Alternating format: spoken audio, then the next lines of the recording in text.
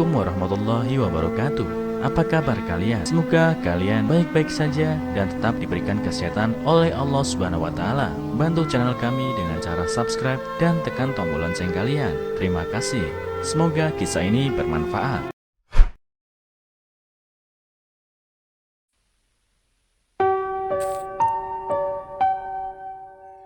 Pria tunawisma pergi dari pintu ke pintu mencari orang tua gadis yang hilang, mendapat kesempatan kedua dalam hidupnya.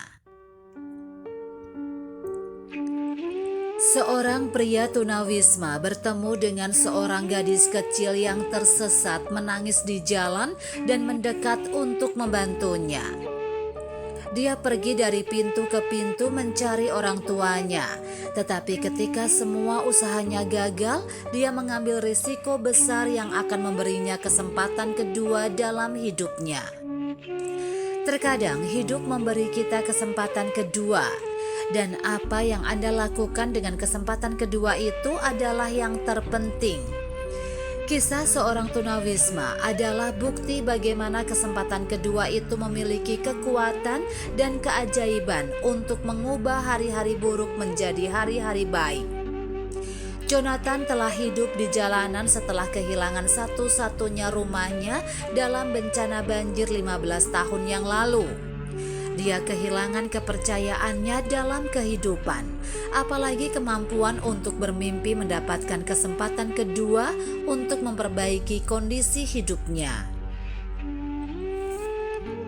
Suatu hari dia melarikan diri dari polisi dan gerombolan orang yang marah setelah dia mati-matian mencuri buku dari toko. Jonathan bersembunyi di balik dinding dan ditarik ke arah seorang gadis kecil yang terdampar sendirian di tengah jalan. Dia tampak tersesat dan menangis.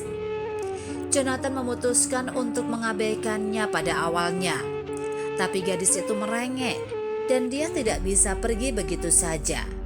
Dia mengumpulkan keberanian, memasukkan buah ke dalam saku mantelnya dan mendekatinya. "Hai, apa yang kamu lakukan sendirian di sini? Di mana ibumu?" Jonathan melihat sekeliling untuk memastikan tidak ada yang melihat.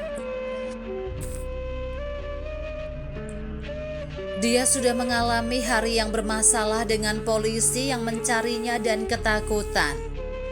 Gadis itu ketakutan, menggosok matanya, dia berkata, "Aku ingin pergi ke mama dan papa, tolong antar aku pulang."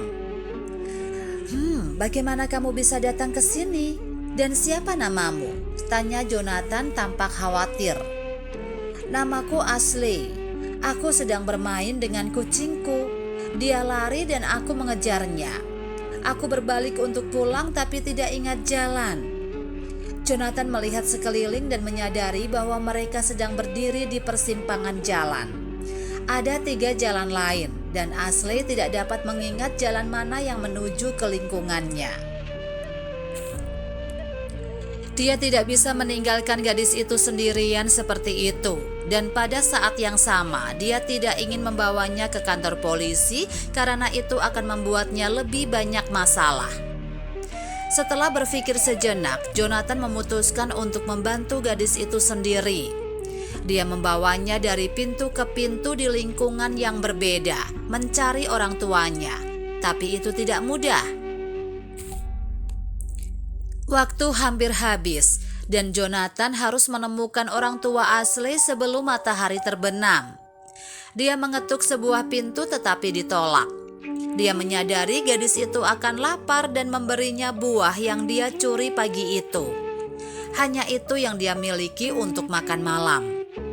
Cuaca perlahan berubah menjadi dingin, jadi dia melepas mantelnya dan meletakkannya di tubuh gadis itu agar dia tetap hangat.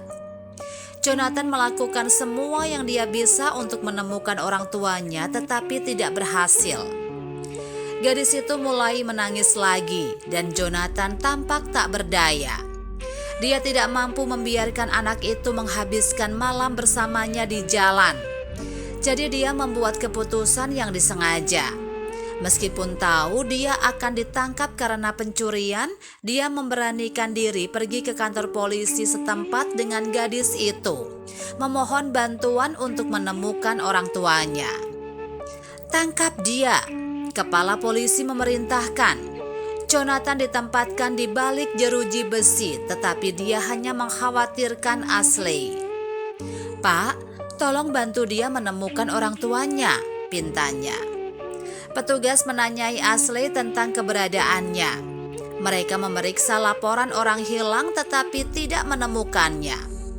Kemudian mereka mendapat telepon dari kantor polisi lain di kota yang sama tentang pasangan yang telah mengajukan laporan untuk anak yang hilang.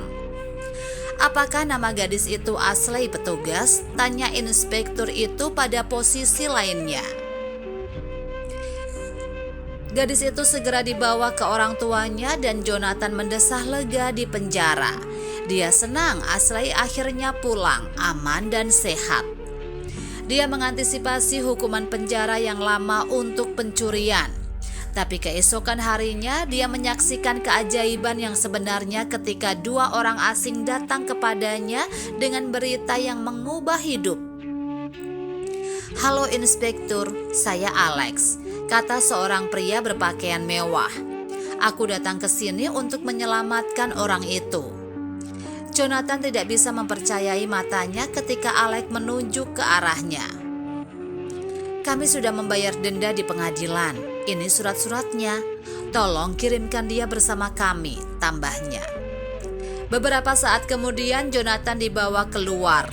Dia tidak mengerti apa yang terjadi sampai pasangan itu menawarkan hadiah yang akan mengubah hidupnya terbalik dan menangkal semua kesengsaraannya.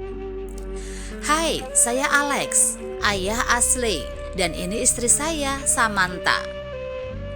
"Jonathan, putri saya bercerita tentang Anda tadi malam. Saya sangat berterima kasih kepada Anda karena telah membantunya kemarin.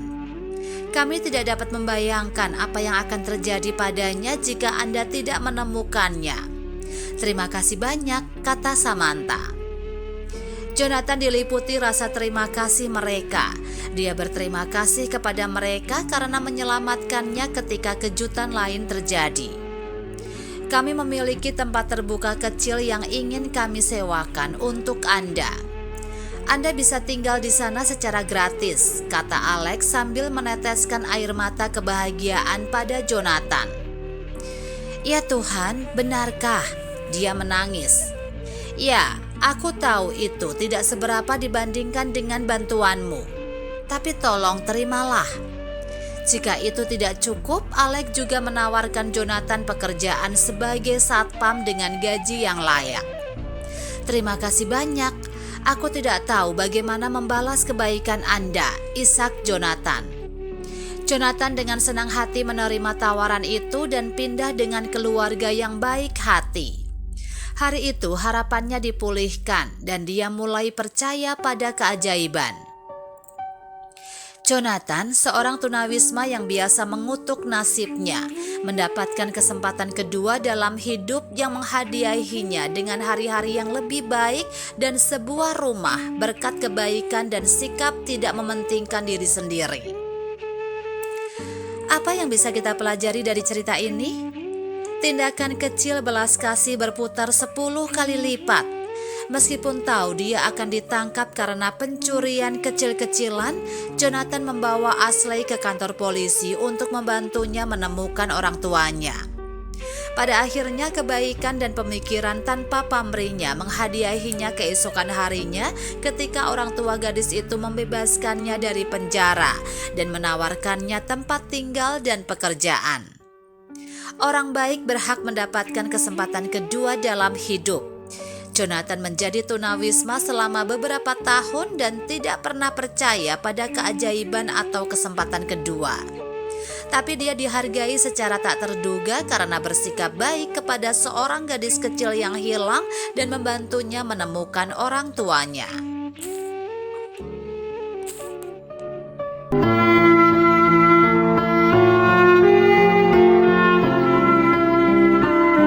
Assalamualaikum warahmatullahi wabarakatuh. Apa kabar kalian? Semoga kalian baik-baik saja dan tetap diberikan kesehatan oleh Allah Subhanahu wa taala. Bantu channel kami dengan cara subscribe dan tekan tombol lonceng kalian. Terima kasih. Semoga kisah ini bermanfaat.